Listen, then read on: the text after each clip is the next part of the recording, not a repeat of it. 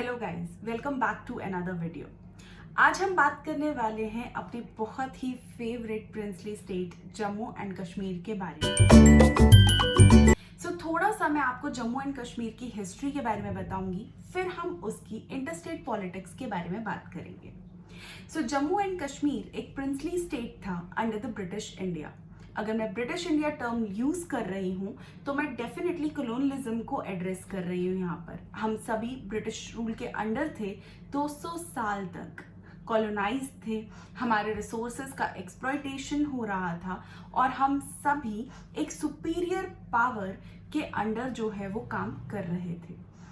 इसके साथ साथ जो पार्टीशन का टाइम आया या जो इंडिपेंडेंस का टाइम आया, उस टाइम ये डिसाइड किया गया कि जो बेसिस है इस पार्टीशन का या फिर जो इंडिया और पाकिस्तान की क्रिएशन का बेसिस है वो डेफिनेटली रिलीजन होने वाला है। रिलीजियस मेजॉरिटी को बेसिस बनाया गया डिवाइड करने के लिए इंडिया एंड पाकिस्तान को। लेकिन कुछ प्रिंसली स्टेट्स ऐसे थे जो स्पेशल स्टेट्स थे ब्रिटिशर्स के, जैसे कि जम्मू एंड कश्मीर। अब ये प्रिंसली स्टेट्स इसलिए थे क्योंकि ब्रिटिशर्स को इनसे कुछ खास ही लगाव था और यहाँ पर राजा जो है वो रूल करते थे, प्रिंस रूल करते थे, इसलिए इन्हें प्रिंसली स्टेट्स कहा गया। Jammu and Kashmir one of the princely state था जिसको ये चॉइस दी गई कि वो चाहें तो पाकिस्तान को ज्वाइन कर सकते हैं या फिर वो चाहें तो इंडिया को ज्वाइन कर सकते हैं या फिर इंडिपेंडेंट रह सकते हैं। कुछ प्रिंसली स्टेट्स जो थे उन्होंने चुना कि वो इंडिया की साइड आ जाएंगे, कुछ ने चुना कि वो पाकिस्तान की साइड चले जाएंगे और कुछ ने चुना कि वो इंडिपेंडेंट रहेंगे, including Hyderabad and Jammu and Kashmir. Jammu and Kashmir ने इंडिपेंडेंट रहना बेटर समझा rather than joining India and Pakistan. But हम सभी जानते हैं कि अगर जम्मू एंड कश्मीर इंडिपेंडेंट रह जाता, अगर वो एक सेपरेट कंट्री होता, तो इंडिया के लिए ये एक बहुत बड़ा सिक्योरिटी कंसर्न बन जाता। और डेफिनेटली हम जानते हैं कि वहाँ के जो एप्पल्स हैं वो हमें खाने को नहीं मिलते और वहाँ की जो अच्छी अच्छी वादियाँ हैं उन्हें भी हम नहीं देख पाते। और इसलिए हमारे लिए जम्मू एंड कश्मीर एक प्रेस्टीज का इशू तो था ही था, साथ ही साथ ये हमारे लिए एक नेचर और फूड के लिए भी बहुत ज्यादा इंपॉर्टेंट एरिया बन गया था।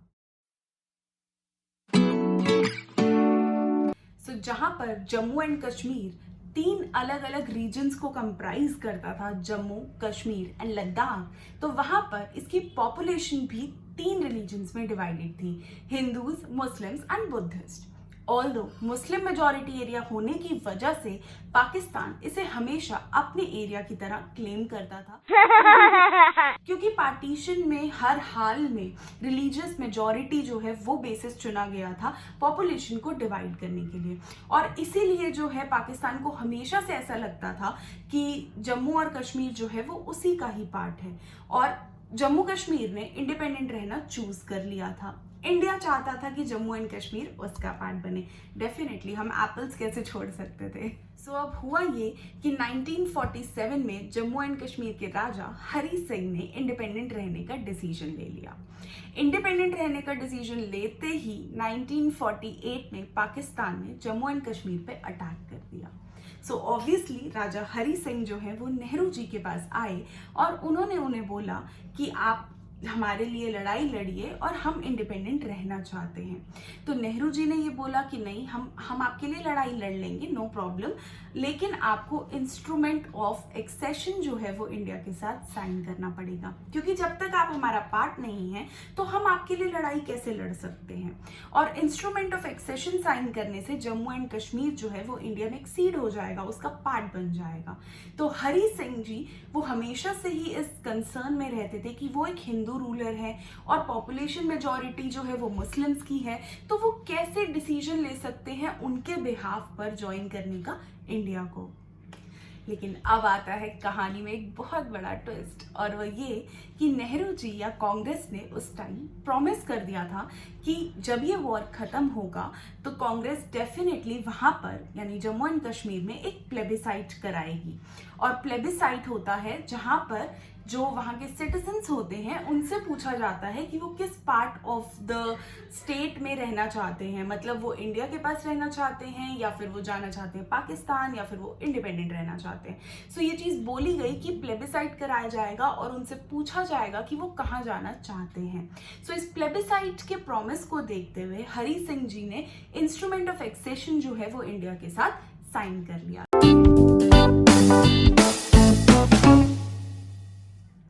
इंस्ट्रूमेंट ऑफ एक्सेशन साइन होते ही जम्मू एंड कश्मीर इंडिया का पार्ट बन गया और इंडिया ने जो है जम्मू एंड कश्मीर के लिए लड़ाई लड़ी, पाकिस्तान से वॉर लड़ा और फाइनली पीओके का फॉर्मेशन हुआ, पाकिस्तान ऑक्यूपाइड कश्मीर, एंड एक पार्ट ऑफ द कश्मीर जो है वो इंडिया के पास आ गया। जब बात प्लेबिसाइट की थी तो नेहरू जी ने पीओके को कंफर्मेशन देते हुए ये बोला कि एक पार्ट जो है वो डेफिनेटली पाकिस्तान के पास जा चुका है, तो अब कहीं से भी प्लेबिसाइट होने का कोई मतलब ही नहीं बनता और जो पार्ट इंडिया के पास है वो उसका पार्ट है।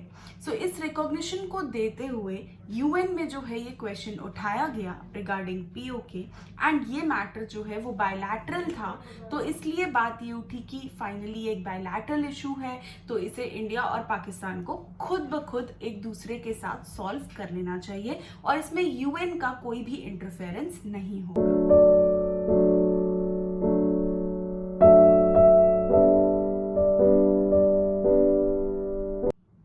उसके बाद इंडिया और पाकिस्तान के बीच में बहुत सारे वॉर्स लड़े गए, चाहे वो 1965 का वॉर हो, 1990 का कारगिल वॉर हो और या फिर उसके बाद स्पॉन्सर्ड टेररिज्म हो।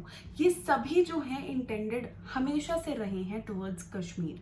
कश्मीर एक बहुत ही बड़ा पॉपुलर इशू बन चुका है, एक बोन ऑफ कंटेंशन बन चुका है इंडिया और पाकिस्तान के बीच में, और आज भी ये एक डिस्टर्बेंस की तरह मेंटेन्ड है बिटवीन इंडिया एंड पाकिस्तान, जो सार्क की मीटिंग्स नहीं होने दे रहा, बायलैटरल इश्यूज को एड्रेस नहीं करने दे रहा और यूएनएससी में भी इंडिया को परमानेंट सीट एक्वायर करने से रोक रहा है।